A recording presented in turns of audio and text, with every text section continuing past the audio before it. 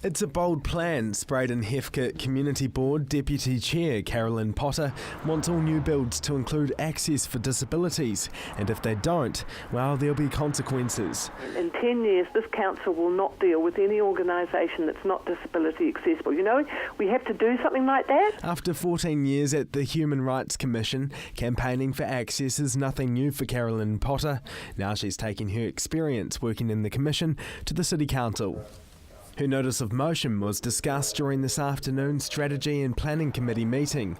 She wants to see older buildings converted to be accessible for anyone.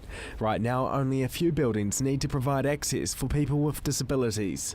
And if you're not local government, and if you're not New Zealand government buildings, and if you're not a primary health care provider, and if you're not a bank, you can have a 2 or 3 story building without a lift.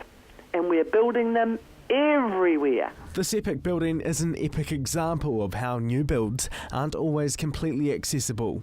Despite being branded as innovative and exciting, in this building, disabled people can only use the back door due to a lack of accessibility. And it's a long time since the United States required blacks to go in the back door.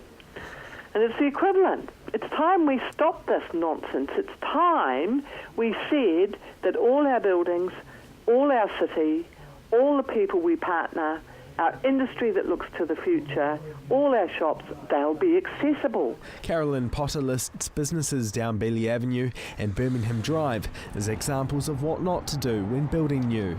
And all those carpet sellers, all those TV sellers, all those bed sellers, all the way down, they have offices upstairs of lawyers and accountants and Lord knows what, that a person with a disability cannot access and cannot be employed in. The Human Rights Commission is recommending accessible design is applied to the rebuild. CTV News will have further details on this tomorrow and will provide an update on whether the committee recommends to action Carolyn's notice of motion. Marcus Gibbs, CTV News.